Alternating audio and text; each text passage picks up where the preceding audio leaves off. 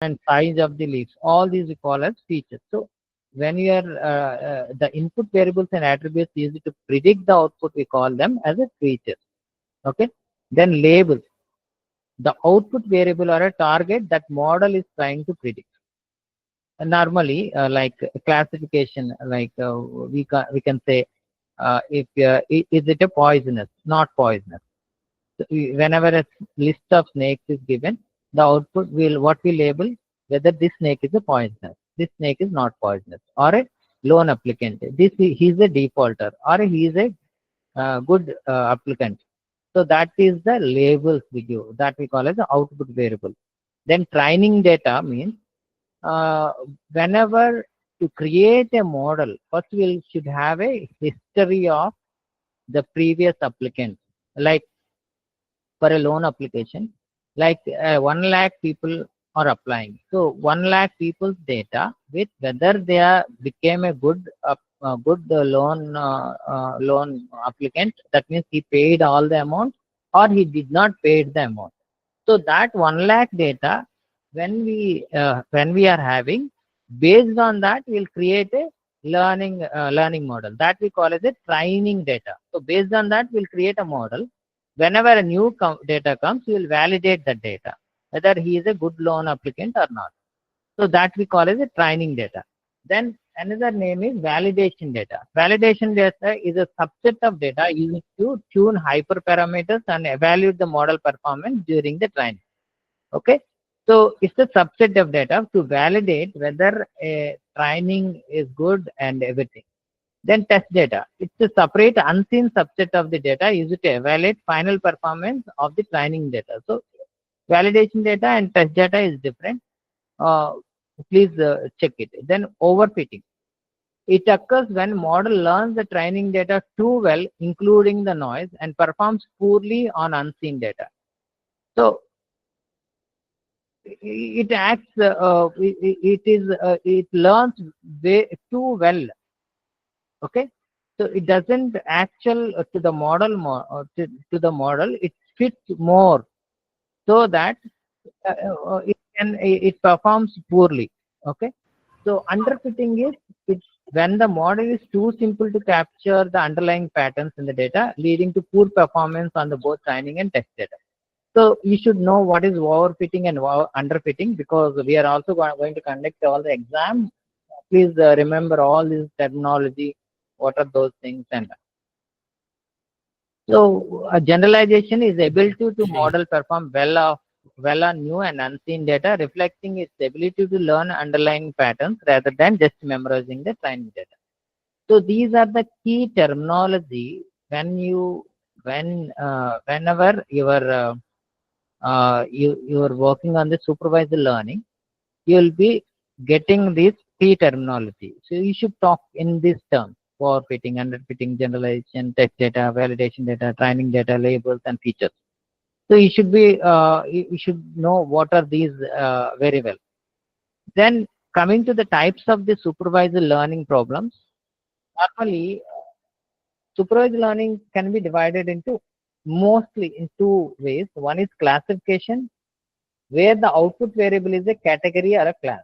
So that is snake is a poison. Anything is whether a loan applicant is a defaulter or a good applicant. So these are the classes. Okay. So our live example is predicting whether an email is spam or not spam. These are the two classes. Spam is one class and not spam is a class. So this we call as classification. Okay. So here what we'll do, we'll take any model. Okay. We'll import and uh, we'll apply this classification over there. Okay. So then second is regression. The output variable is a continuous numerical value. Okay. Like predicting the price house based on its feature, like size, number of bedrooms, and location. Okay. So here we will be it's based on the continuous numerical value. Regression always is based on the continuous numerical value. The output variable is a continuous numerical value. So either increase or a decrease of a rate. Okay. So or increase of the salary or decrease of the salary. Okay. So that's it. Here, a typical workflow for the supervised learning project normally involves initially the data collection. Okay. Then model selection, then training,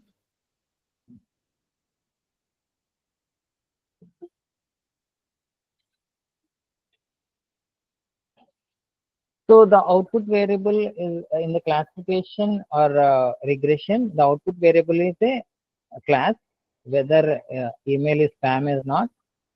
Then the roadmap or a different work. How do we do this? First, we'll do the data collection. In this process, the workflow will be like this. First, we'll be gathering the relevant data that contains both features and corresponding labels. First, we'll do the data collection. So this happens after the requirement analysis. Okay. So based on the requirement, we'll gather the relevant data that contains both features and corresponding labels. Then we'll pre-process it. Okay. Cleaning and transforming the raw data into suitable format for model training. Okay, so this includes handling the missing values. So we'll remove these missing values and everything, and we'll make this data ready by pre-processing it. Then we'll select the model. Which model has to be applied? Choosing the appropriate machine learning algorithm based on the problem, like problem type, classification or regression, and characteristics of the data. Based on that, we'll select which method we have to use. Then we'll do the training. So this is basic and common for everything. Then training, we'll give that to training, feeding the pre-processed training data to the selected model so it can learn and map between the features and labels. Then we'll do the evaluation using the accuracy, precision, recall, and for classification, and RMSE or R squared for the regression. So these are the evaluation metrics which we have to do for any classification or any regression method we are doing. Then we have to deploy. We will integrate the trained model into production environment for real world production. So data collection, pre-processing, model selection, training, evaluation, and deployment. These are the workflows where you have to implement. Okay. So when you are going from concept to implementation, supervised learning is a machine learning paradigm where algorithm learns to map input data to output labels based on the label data. Right? We know that. So based on, we'll take the input data that say loan applicant data is given, his age and everything is given. The model, what will do? It will classify whether he is a genuine or not, genuine applicant or not, that whether he is a defaulter or a good applicant or not. So whenever we have to implement such supervised learning model on a requirement, whenever some requirement comes, first we have to understand the core concept. Like, it's very, very important. First, you should understand exactly what is the user requirement. So, supervised learning aims to build a function that can predict the output value or a category based on a given input feature, right? So, like student learning from the flashcard, each flashcard has a question and the answer is the output. Like that, this is an example. So student learns the relationship between the question and answer, and they can apply this knowledge to the answer and new. So when he reads from that, based on his learning, he will be applying whenever a new question comes, should be answered in a new manner, right? So that is a normally it's like student learning. So we have to understand it in that manner. So we will first we have to translate the real world user requirement to and well defined supervised learning problem. First we have to translate. So what is you can say? Um, I want to know what, whether a how do we classify? Say I'm investing in a real estate. In the real estate, I want to know which area real estate will grow very faster, which area real estate will grow very slower, and in which area risk is very high, which area risk is very low. These are the two other concerns. Like what happened in Andhra Pradesh. When Andhra Pradesh and Telangana were separated, suddenly government policy makers, what they said, they're establishing their capital near about Amravati. Initially, they said like that. Then again, the policy makers told, no, it is not at Amravati because of some problems. It will be in Nusveedu. That is another 100 kilometers far area from the Amravati. What happened exactly? Many people, without thinking, they bought many lands for crores of rupees by because what the normally investors will do, they'll gather the information even in the stock market also. They'll gather inside information that based on the inside information they'll invest. Like they got an inside information that at Nuzividu place the land cost will rise. Why? Because there the capital is going to be happen. So by normal way, what they brought amount for 2 to 3 crores for 5 rupees and 10 rupees interest. Okay, 5 rupees interest means 5 lakhs per month, right? For 1 crore, if they're bringing, it is 5 lakhs per month, or 10 lakhs per month if it is 10 rupees interest, or 2 crores they are bringing 10 lakhs they have to pay as an interest. Like that, they brought money from and they invested in the Newsweedu land. What happened? Suddenly, again, policy makers told, no, we are not uh, we are not establishing the capital in Newsweedu. We'll establish the capital in Amravati only because Andhra Pradesh is a new state which is divided from the Telangana.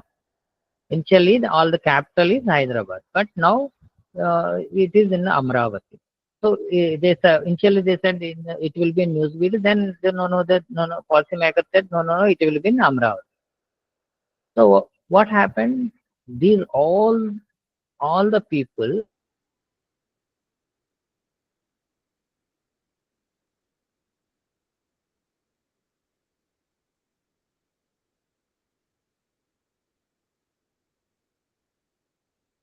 analyzing the risk. They only analyzing the rise of the prices. They established or they kept the money in that investment. So they lost everything. So as a company, what we have to do, what is our requirement? We should predict where the rise of the prices may be there, what is the risk of the prices, what is the default. See, if we are buying, some investor is investing in some real estate, at least he should not go for the loss. He should at least may rise slowly, or some places may rise quickly, but he should not go for the loss. He should not invest by bringing the money for interest. So that uh, suggestions the AI should give, right? So that is our requirement. So we have to identify what do you want to predict. So when some information is given, like name of the location, previous cost, how much it will rise in 10 years. So that then we have to classify, this will rise by 100%, this will rise by 50%, this will rise by 10%. That classification we should do. So that is our requirement. So first we need to understand our what we need to predict. This we defines as a label. Then we have to identify what is the information available to make the prediction. So if it is a house prices, house size, customer history, data and all, we consider that as a feature. Then problem type, is it a classification problem or a regression problem? Okay, so we have to check anything. First of all, when we are using the supervised learning, first we should know whether to go with the reinforcement learning, whether to go with the supervised learning, or we have to go with the unsupervised learning, what category of uh, application and what is the category of learning method we have to use as a AI specialist. That you should know. Say we are having a category, it says our brain says supervised learning. Then again we have to choose whether it is a classification or a regression. Okay.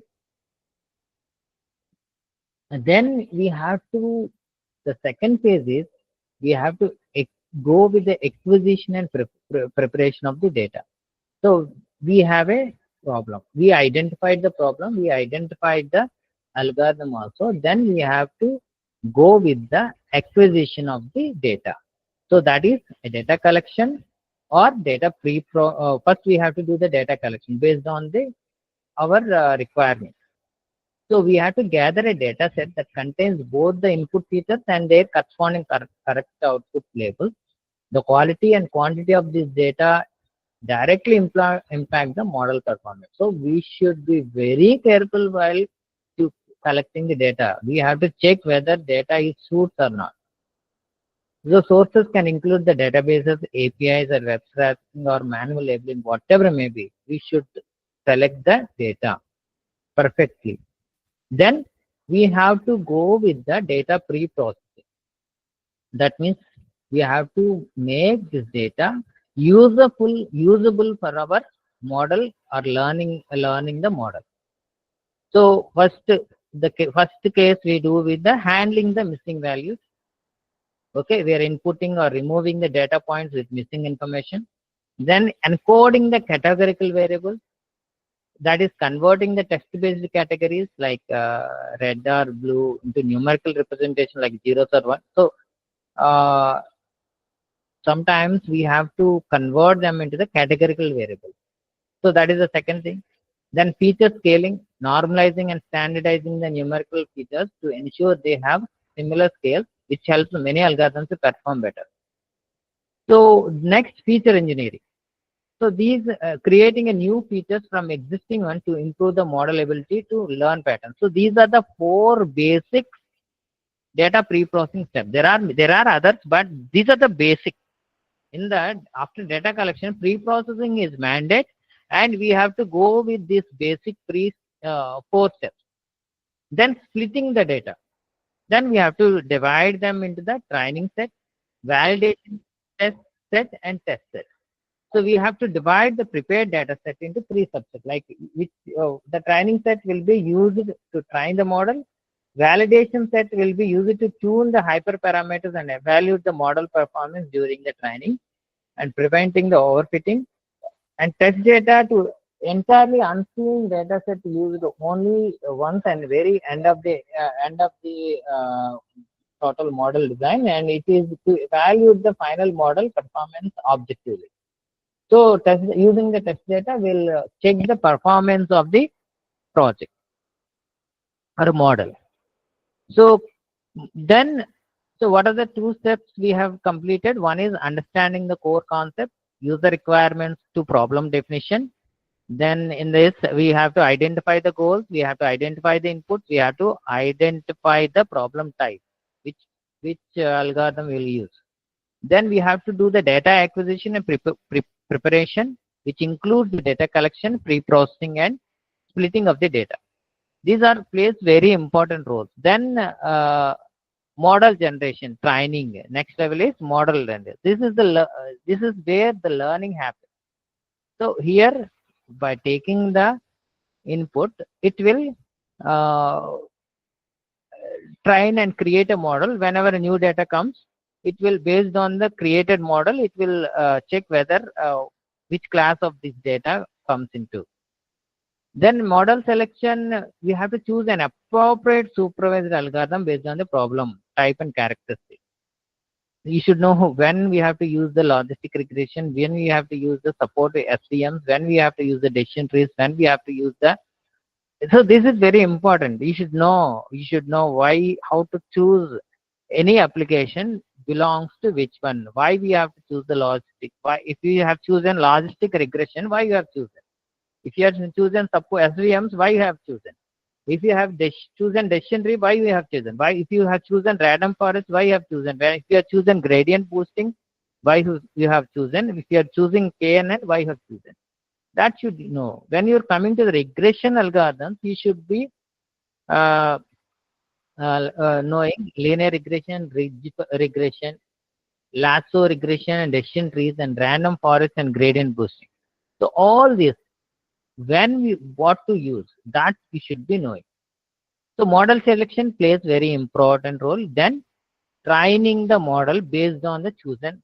Okay, during the training, the model iteratively adjusts its internal parameters, weights and biases. You know, KNN, right? It happens. Uh, Artificial neural networks, it will happen. So right. So we have to check the this optimization process is driven by the loss function and optimizer. So loss function is quantifies the error of the model prediction, and optimizer is an algorithm that adjusts the model parameters to minimize the loss function. Okay, so model generation is the third phase. And that is training is the third phase. Then fourth is model evaluation. So after training, it is crucial to assess how well the model performs, like using the metrics like accuracy, precision, recall, and FN score and ROC. So these are the classification metrics, and regression metrics are MAE and MSC, and root mean squared error, that RMSE, R square. So you have to evaluate using the metrics, and you have to do the hyperparameter unit. So we have to adjust the hyperparameters. So these are the settings that are not learned from the data but are set before the training, like learning rate of number of trees in the random forest. To optimize the performance of the validation test, you have to do this. You have to adjust the hyperparameter, like grid search CV and randomized search CV can be automated. So to address the overfitting and outfitting, we have to address them. Okay, and uh, after doing that, we have to deploy and monitor how it is working. So once the model is trained and evaluated, it will be ready for the real world use, like deployment, integrated the training model into a production environment like a web application or an API or a batch processing system. This allows the user to input the see. So whenever this is given in the backend, whenever a new data is given, it should tell whether it's a good loan applicant or not, right? So defaulter or not. So that output, how it gets, the input is taken by the web front end, and it is given to the application which is in the back end. Then from the back end, it will receive the prediction what. So whether to buy a place in somewhere, whether to buy or not, that information will be given only when we deploy and monitor. So monitoring is, we have to monitor the performance of the production. Normally, data drift changes in the input data distribution or a concept drift will be also. So you should know all these things, data drift and concept drift. It changes the relation between the inputs and outputs, can degrade the performance over the time. So requiring the model retraining and update. So in iterative improvement, machine learning is an iterative process. We'll take feedback from the deployment and monitoring. and inform further data collection, pre-processing, and model refinement and retraining. We'll do all these things while monitoring and go with the improvement. Okay. So the complete life cycle will do one thing. So before going into the uh, tomorrow coding and everything, uh, what we'll do, I'll give you this sample code and right, uh, which the main requirement is to predict the price of the house. Okay, so try to do this. Okay, try to implement this, and tomorrow we'll discuss in live so that you will understand better all these steps. First, understanding the core concept, then data acquisition and preparation, then model generation, then model evaluation, okay, and model deployment. So this will do, but before going into the in depth, we should be very careful in this case. The first one is that first from the starting. Again, I'm repeating the steps. First, user requirement to problem definition. So first we have to get the actually what the client wants. Then we have to convert them into the problem definition. Okay. So we have to identify the goals and identify the inputs and problem types. Then we have to be very careful for this problem, what type of data we need.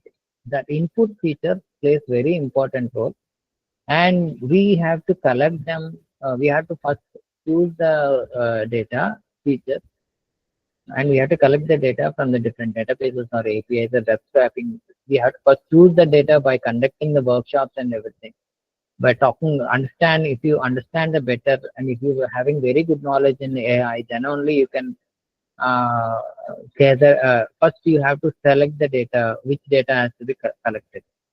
Then you have to collect the data. So the selection of the data for this particular problem plays very important role. So that we'll discuss in the tomorrow's class. How we'll select the data, what are the different things, constants. Then data pre-processing. How normally in a particular application, what we have to pre-process, how we take the decision at this stage. Then default one are these. Then how do we split the data?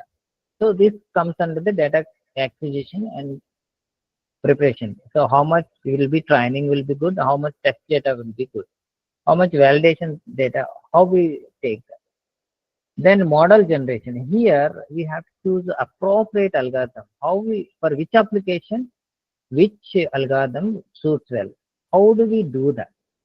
Based on which either the data or requirement or output, on what basis we select the model, okay, or algorithm.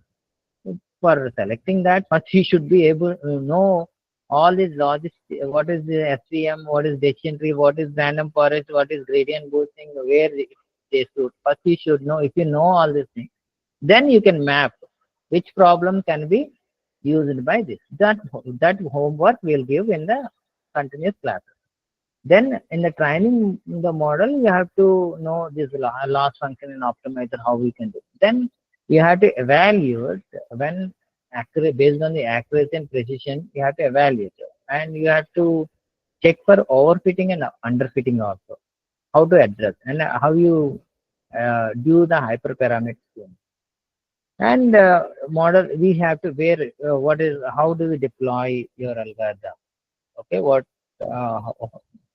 so deployment again takes many things like how many requests will come, how many responses we have to do. All those things come. So what I suggest, please go with all these 6 steps for any application. Take an application and take one industry requirement and study that and do all these phases. Try to do all these phases. Okay, practice at least one application for all these 6 phases. Then tomorrow we'll discuss. I'll discuss any one application. Then you'll understand better. Okay. So please do all these things. I'll give you this document also. Wait.